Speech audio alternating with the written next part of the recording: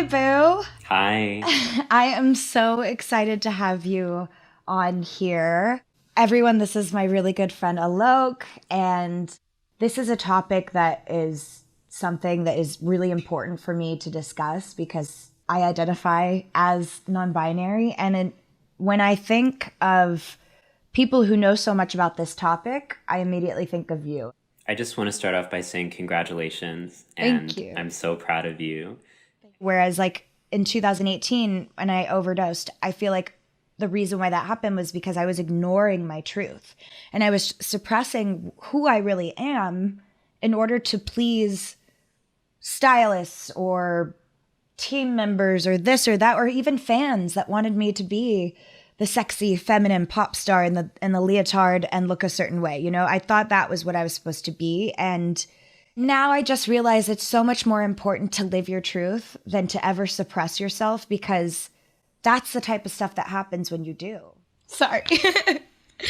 I'm just finding myself so emotional because shame is joy interrupted. I can't tell you how much of my life I've lived in shame. That just resonated. And I remember that feeling of coming to your show and hearing my story through your words, having never met you. There's nothing more freeing for me than to be unattached to a role that society wants me to play.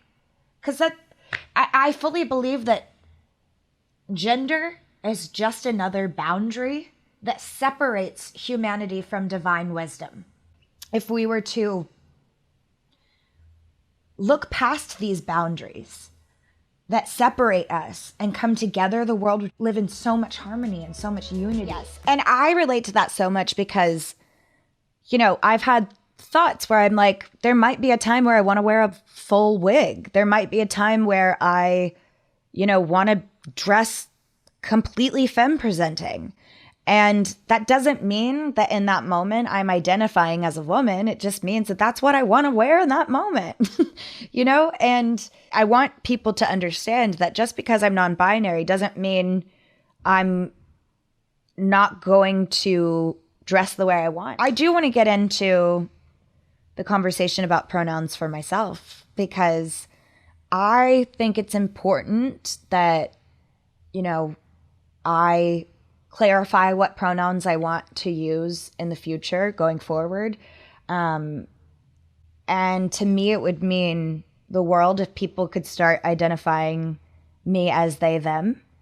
I will also be accepting if people slip and say her, she, because I know that being in my position, it's going to take a while for people to get used to. I just want them to be making the effort. I think it's important because I want to use these pronouns that feel right to me. I also just don't want people to be so afraid of messing up that they don't try to use them. And most of the people that you are talking to, and if you get it wrong to them, from my experience of meeting non-binary people and having slipped up, and I've even said it, I've messed up with you, having you just being like, I'm just appreciative that you're trying to make the effort and that you experience me. That was really, really cool. And it gave me more confidence.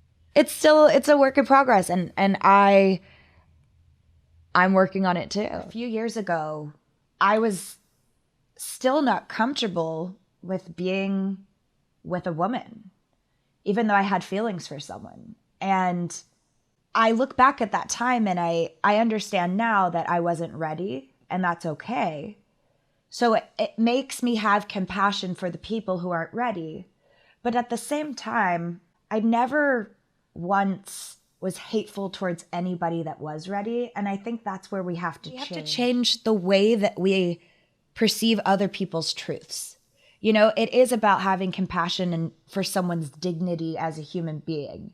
It is about just having a loving understanding of who they are as a soul on this planet.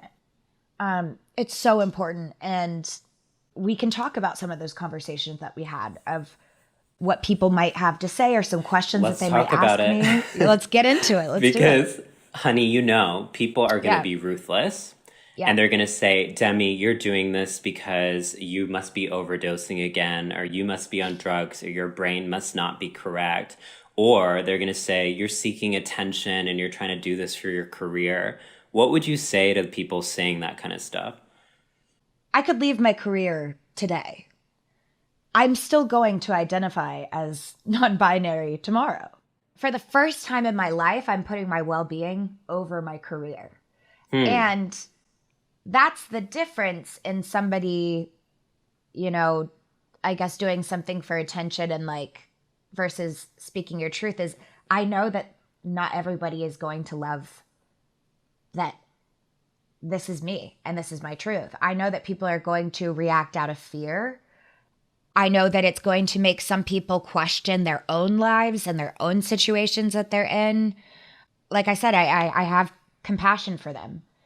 But this is my truth, and I can't shove it down or suppress it any longer, or I'll end up where I did a few years ago. And I never want to end up there again. So every day of my life, I'm going to do whatever I can to live my truth to the fullest and be as loud as I can with it so that other people feel comfortable living their truth as well. The pursuit of joy in my own life came when I rejected everything that I had kind of surrendered to in a sense where I got engaged to a dude and was like, okay, maybe this is it, and it still didn't feel right. And I knew when things didn't work out, I knew why it didn't feel right. It's because I wasn't being myself. And ever since I've been myself, ever since I cut my hair off, I wanted to say back when I cut my hair off, I'm cutting my hair off because for so many years I've been the femme presenting woman that everyone sees me as, the Disney pop star. They know me as that. And it's me cutting my hair off was years of gender conforming. It was years of stereotypes that I was trying to fit into in order to gain validation from more audiences or, more people. I was doing whatever I could to seek joy in other areas of my life, but couldn't ever really feel it until I started being myself.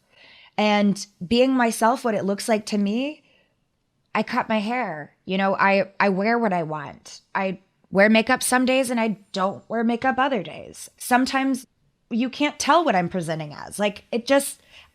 I'm so free now. So that's what I'm doing. And I'm living with my friends and I'm still a successful boss bitch, or boss person, having experienced sexual trauma. I have had ideas and beliefs about men that I placed on men due to what I had experienced. I can't tell you how freeing it is to accept that a part of myself is masculine and I'm not shunning it anymore, nor am I living in fear of appealing to that person anymore. When I say that I feel spiritually healed, it's because I've let go of those resentments against the people that policed those genders onto me. I've let go of the resentments that I held onto by specific genders that had caused pain on me, because I can accept those genders within myself as well. Everyone's healing looks different. This is just what mine looks like for me. I was just waiting for the right time for it to feel, yes, I want to talk about this.